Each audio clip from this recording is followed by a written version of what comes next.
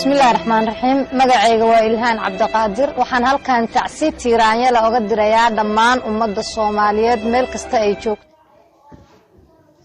بسم الله لدنسدها واشو دقرقبها موقضو دادك يجي دميو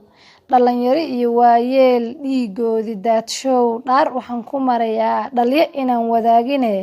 dhagar qaba ma nooshahay ninka dhiig islaameed banaysto ku dhiirada ninka aan dareemeyn danqashada walaalkiis dhagar qabaha ayaa yiri Soomaali baa dhalay